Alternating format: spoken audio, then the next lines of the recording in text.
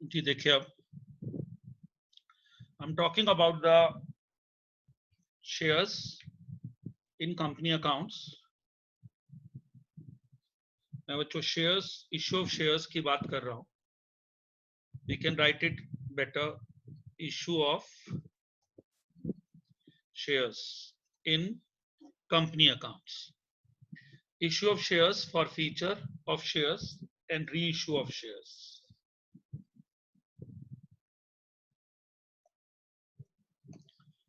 This is the topic.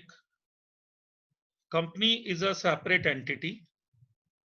All accounting treatment is done in the books of the company.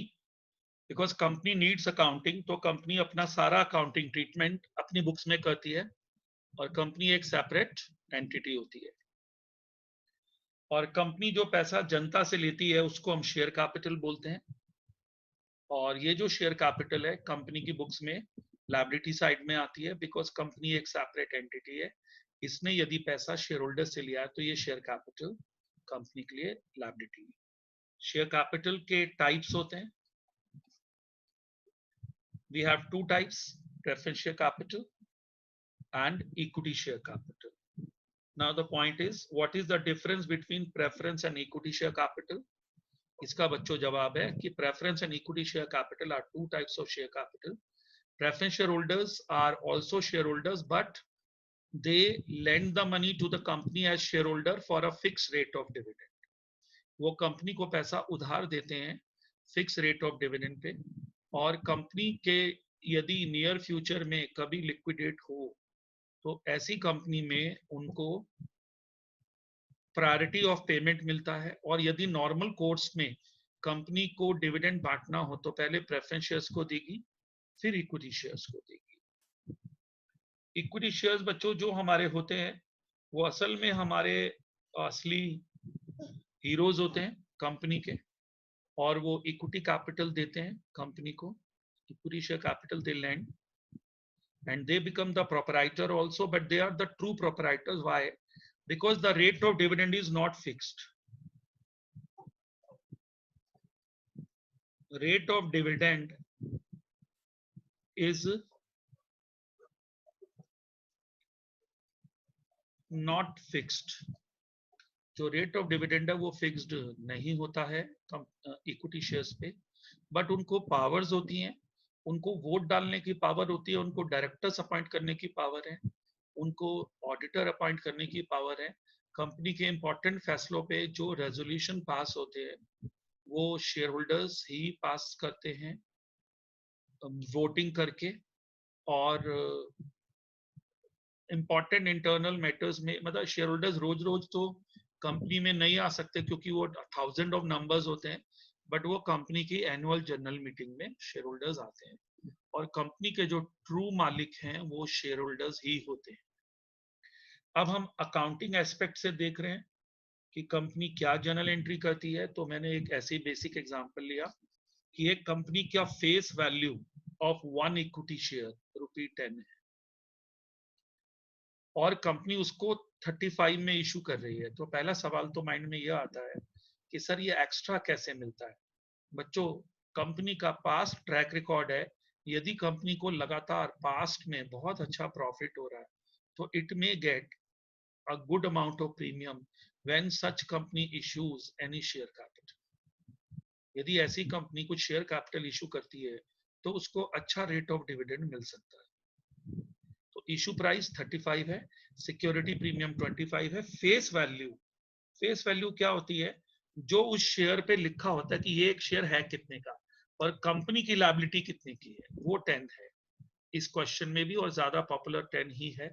Bank account debit to share application and allotment, क्योंकि पूरा पैसा company एक ही shot में ले रही है तो इसलिए हम एक जॉइंट अकाउंट लिखते हैं. ये एक तरीका है कि पैसे डायरेक्ट लिख भी सकते हैं bank to equity capital to premium, लेकिन ऐसा रिकमेंड किया जाता है कि दो एंट्रीज में करो. पहली एंट्री करो bank account debit to share capital to share application and allotment.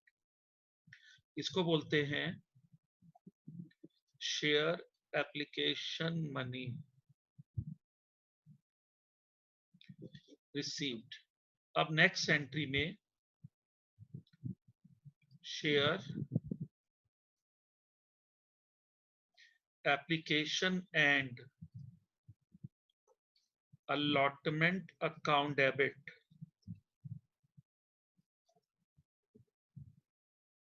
to equity share capital 10 to security premium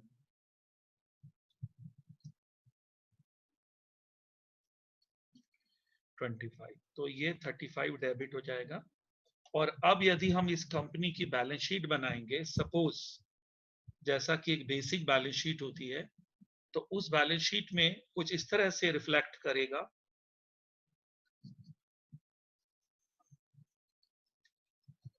equity and liability, ये लायबिलिटी साइड है, यहां पे आ जाएगा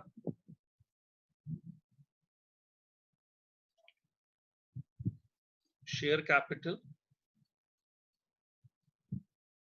10, इसी के नीचे एक और नाम आता है रिजर्व्स एंड सरप्लस का, वहां पर 25 आ जाएगा। तो फिलहाल लायबिलिटी में तो यही दो आइटम है। और इसी के नीचे कंपनी जब एसेट्स लेगी तो वहां एसेट्स आ जाएगा, और वो एसेट्स में आ जाएगा करंट एसेट्स में बैंक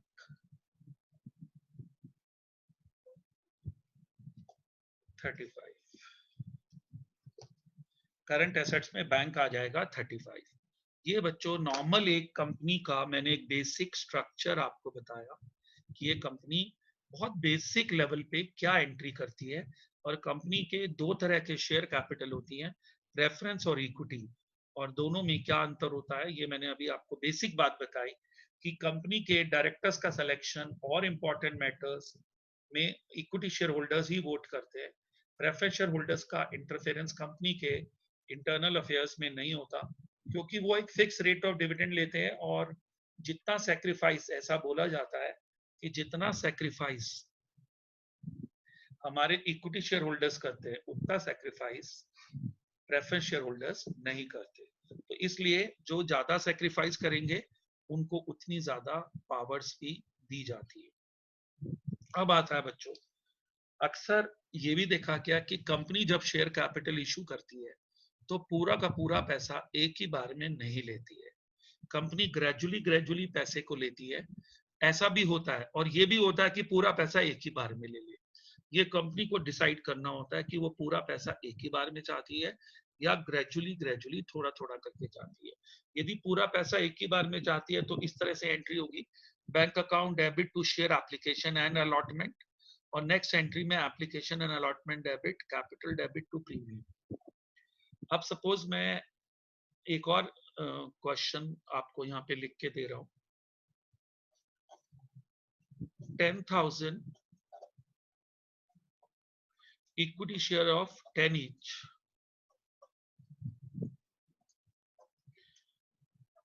issued for 55 each.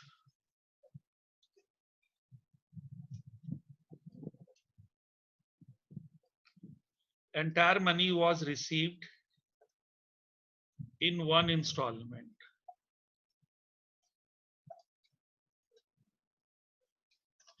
इस कंपनी को पूरा पैसा एक ही बार में चाहिए और इसने 10,000 शेयर्स इशू किए हैं। तो बताइए क्या जनरल एंट्री ये कंपनी करेगी? इसका बच्चों जवाब है, पहले एक एंट्री करेगी, ये जनरल एंट्री करनी है कंपनी की बुक्स, बैंक अकाउंट डेबिट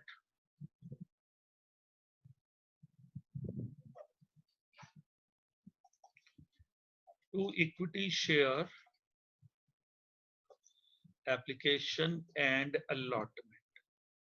तो यहां वर्किंग लेफ्ट में लिख रहा हूं मैं 10,000 इंटू 55,000 कंपनी को मिला।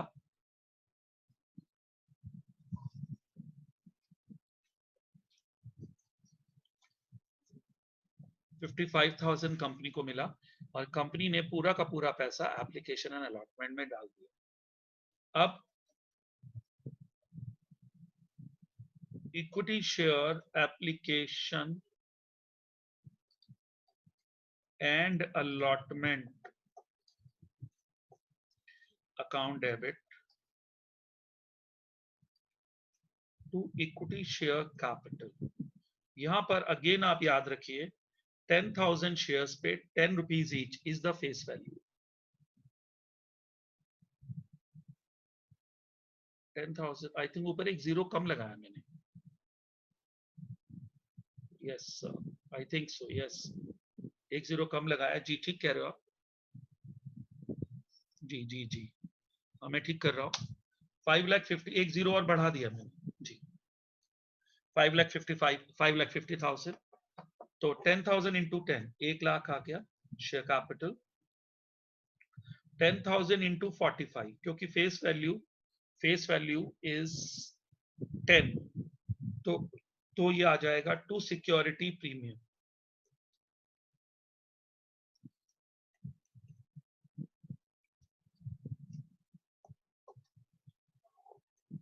ये बच्चों कंपनी का सिक्योरिटी प्रीमियम आ गया।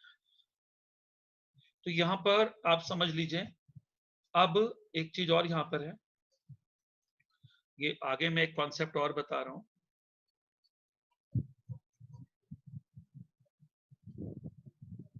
Security premium is not a liability. जो सिक्योरिटी प्रीमियम है ये लायबिलिटी नहीं है, it is capital profit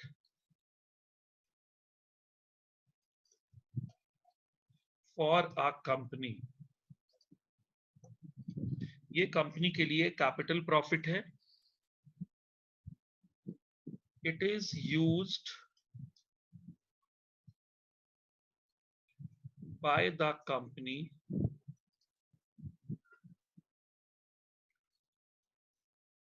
for issuing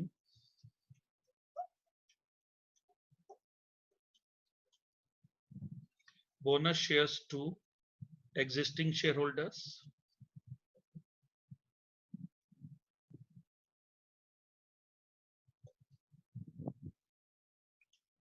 writing off discount on issue of debentures, writing off preliminary expense,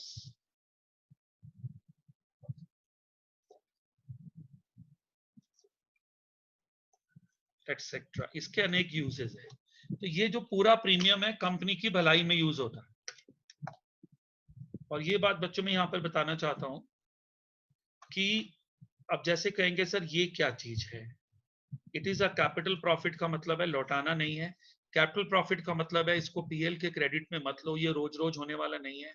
और जो नॉन रैकरिंग नेचर का profit होता है उसको आप बेटर है कि किस में लो, better you take it in liability side under the heading reserves and surplus, इसलिए इसको कैपिटल प्रॉफिट बोलते हैं। दूसरा, इससे आप क्योंकि ये शेयर होल्डर से ही लिया है, नए वालों से और पुराने वाले शेयर होल्डर्स को इसके बोनस शेयर मिल सकते हैं, क्योंकि इस कंपनी को जमाने में पुराने शेयर होल्डर्स ने बहुत सैक्रिफाइस किया है और उन्होंने ही कंपनी को इतना बढ़िया प्रॉफिटेबल बनाया, तो इससे उन्हीं को ही बोनस शेयर्स मिलने चाहिए। और यदि कंपनी के पास कुछ एक्यूमुलेटेड लॉसेज हैं, जैसे discount on issue of debentures है, प्रीलिमिनरी एक्सपेंसेस है, इनका मैं मतलब अभी आगे बताऊंगा। डिस्काउंट इज अ बच्चों कैपिटल लॉस। जैसे प्रीमियम कैपिटल प्रॉफिट है तो discount on issue of debenture is a kind of loss. Loss को उस प्रॉफिट से कैंसिल कर सकते हैं, जिसको हम अकाउंट्स में एक वर्ड बोलते हैं राइट ऑफ करना, राइट ऑफ कर दो। फिर आता है, ये सब यूजेस हैं सिक्योरिटी प्रीमियम के। तो अब हम आगे चलते हैं। यदि कंपनी शेयर्स को इकट्ठा इशू करना चाहे तो हमने ये स्टडी करा। अब यदि कंपनी शेयर्स को पार्ट में इशू करना चाहे, जैसे थोड़ा एप्लीकेशन पे ले ले, थोड़ा अलॉटमेंट पे, थोड़ा फर्स्ट, अब आप कहेंगे सर ये क्या वर्ड्स है। देखो कंपनी का, यदि कंपनी शेयर्स को, if share money is received in parts, share money is received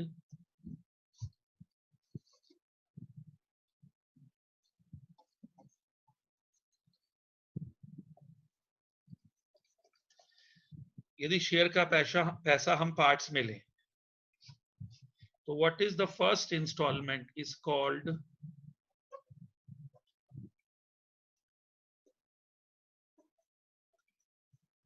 share application account. Second installment is called share allotment account. Third installment is called share first call account. If we have a fourth installment and the last, we call it share second and final call account. Share second and final call account. तो ये जो हमारे application है, allotment है, first call है, second and final call है, ये जो पैसा है हम इसको ग्रेजुअली लेते हैं, एज एंड व्हेन रिक्वायर्ड. इसका एक लॉजिक आप लगा सकते हो कि जैसे जैसे हम मकान बनाते हैं उसी तरह से कंपनी का प्लांट बन रहा होता है.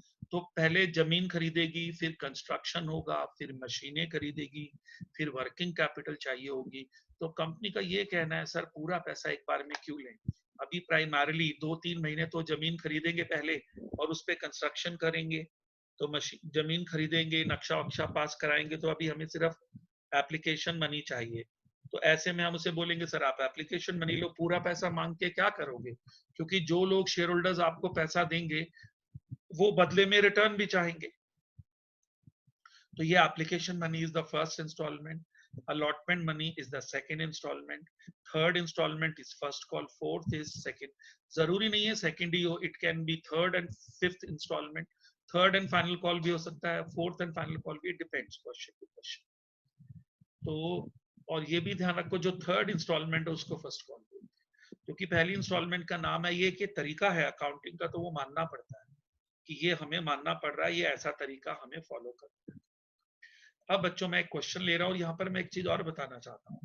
कभी कभी शेयर्स हमें एक्स्ट्रा मिल जाते हैं, लोग हमें ज्यादा अप्लाई कर देते हैं, जिसको हम एक टर्म बोलते हैं over subscription.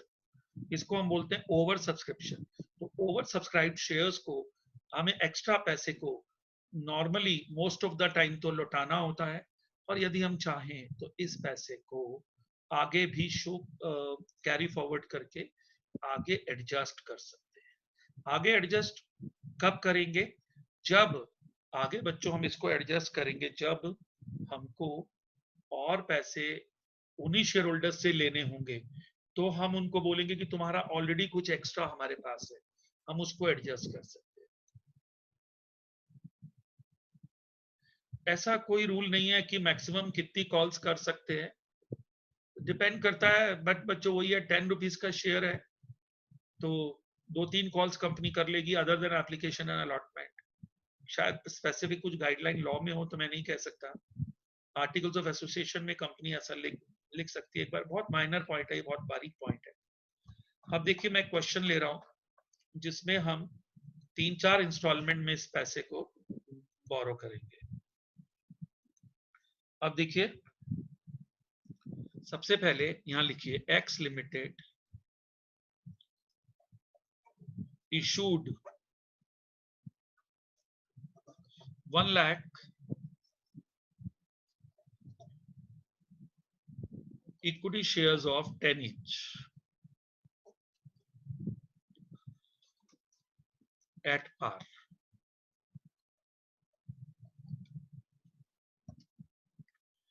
Money was payable as under ₹2 on application,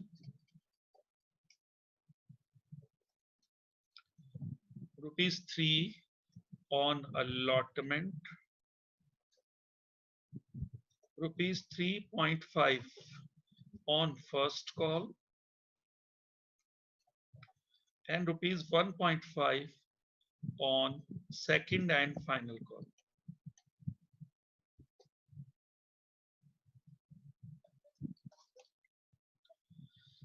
अब लिखिए shares applied for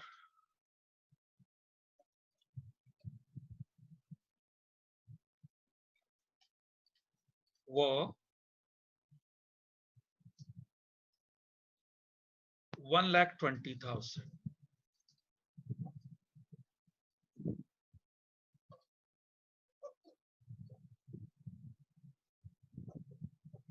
Company returned excess application money. Company ने एक्सेस एप्लीकेशन मनी रिटर्न कर दिया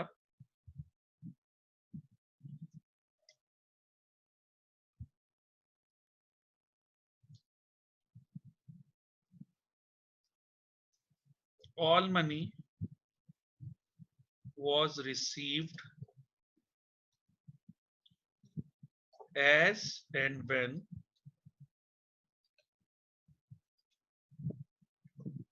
demanded by company. Pass journal entries in the books of company.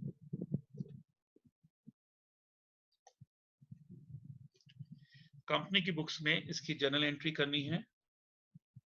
अब देखिए सबसे पहली entry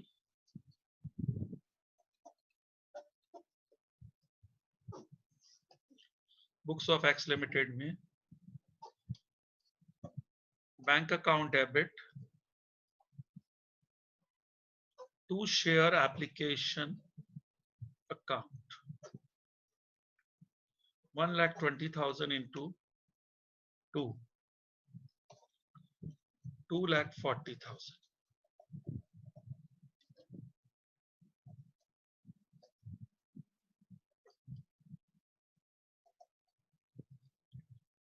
application money received, ये हमारी पहली एंट्री हो गई।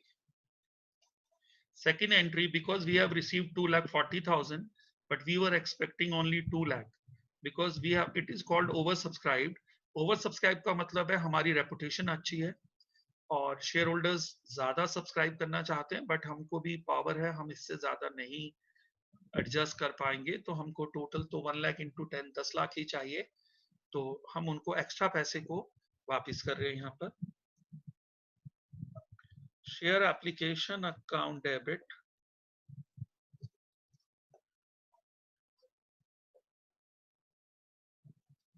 to equity share capital 2 lakhs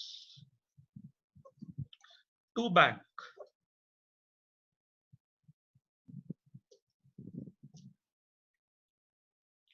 40,000 application money transferred, ये नरेशन हो जाती है, and excess application money returned,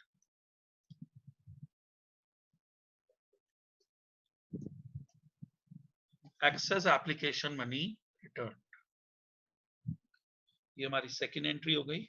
third 1 lakh shares पे अब हमें 3 रुपीज का अलॉटमेंट ड्यू करना पड़ेगा।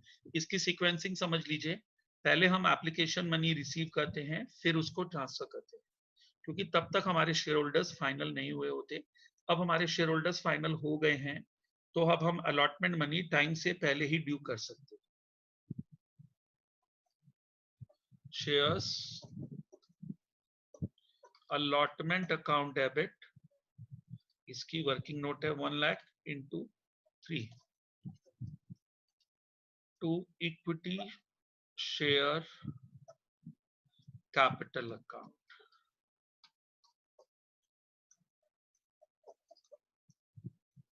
3 lakhs allotment due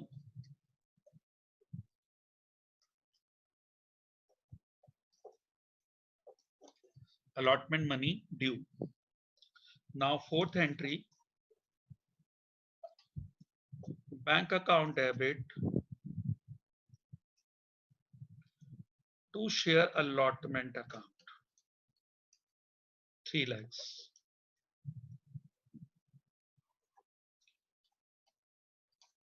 allotment money received, allotment money received, ये हमारी फोर्थ एंट्री हो गई। टोटल 8 बन जाती है। अब है share first call due. First call is 3.5।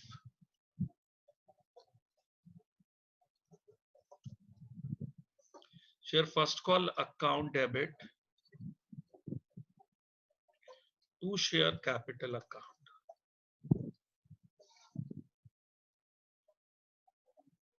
$1 lakh into 3.5,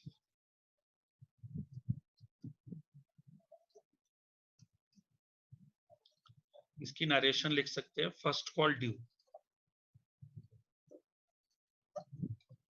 it is first call due.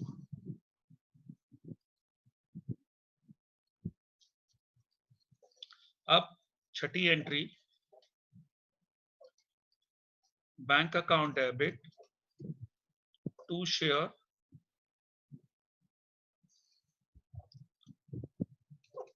First call, first call money received.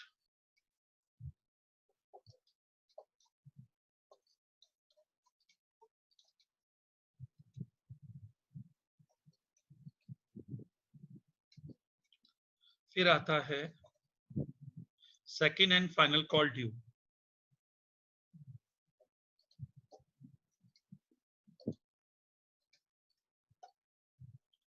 Share second and final call account debit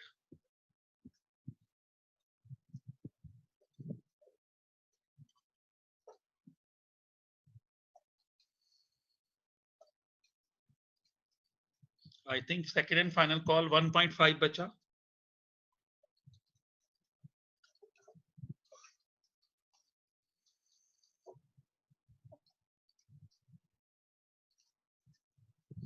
second and final call account debit to equity share capital.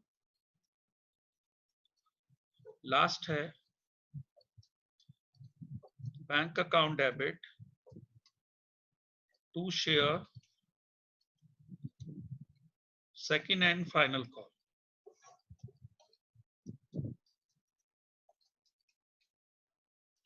Share second and final call money received.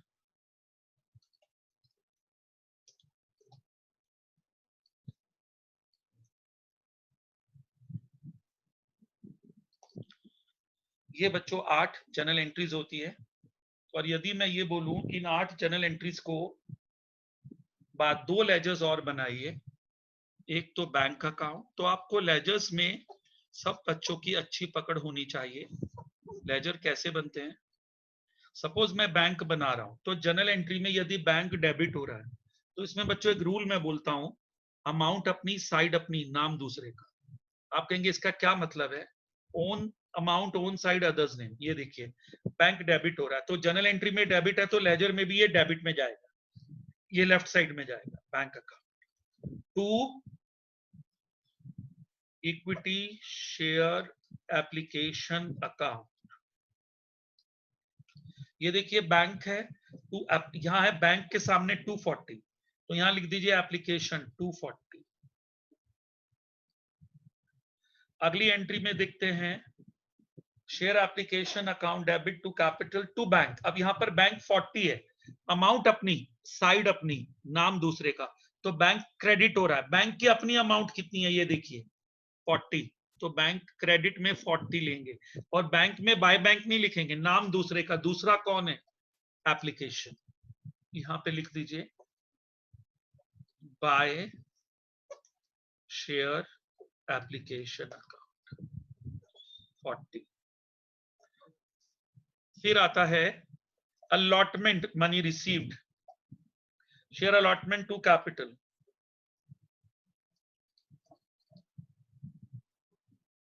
To share allotment. नहीं, bank में, bank वाली चाहिए मुझे, bank ये तो नहीं है, bank वाली चाहिए।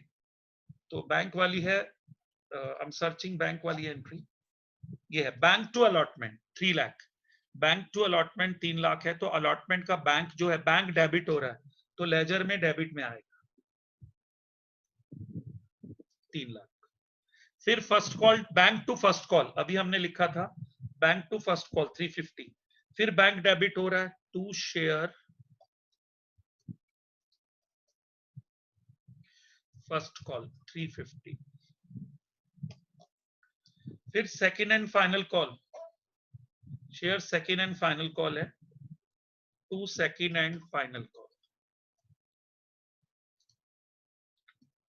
150। अब बच्चों लेजर में जो साइड बड़ी होती है उसको पहले बंद करते हैं। 10,40,000 डेबिट में आ रहा है, यहां लिख देंगे balance carried down, by balance carried down 10 lakh. ये हमारा लेजर क्लोज हो जाता है। एक लेजर बस छोटा सा और बनाना है, share capital, equity share capital, equity share capital, ये हमको बनाना आना चाहिए। यहां पे आता है बाय शेयर एप्लीकेशन, क्योंकि आपने कैपिटल को क्रेडिट किया था तो लिखा था एप्लीकेशन टू कैपिटल, तो कैपिटल में 2 लाख लिखा था। पहली एंट्री है, दूसरी एंट्री चेक कर लीजिए, ये रही दूसरी एंट्री, शेयर, ये देखिए अब कैपिटल क्रेडिट था। अब की बार मेरा फोकस कैपिटल पे, क्योंकि मैं कैपिटल अकाउंट बना रहा हूं, ये मैंने कैपिटल में बना दिया। अगली एंट्री है by allotment 3 lakh, allotment to capital थी तो कैपिटल क्रेडिट थी, अलॉटमेंट डेबिट था। By first call, by second and final call,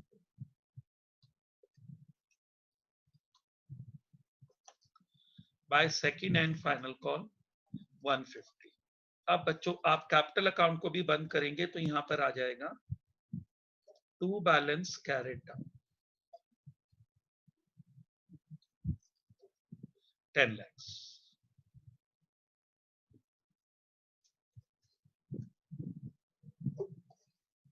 to balance carried down 10 lakhs। और यदि मैं बोलूं बस इन दो बैलेंसेस को बैलेंस शीट में एक बार दिखा दो, तो ये हमारी इक्विटी एंड लायबिलिटी साइड आ जाती है बैलेंस शीट में। यहां पर आ जाता है इक्विटी एंड लायबिलिटी,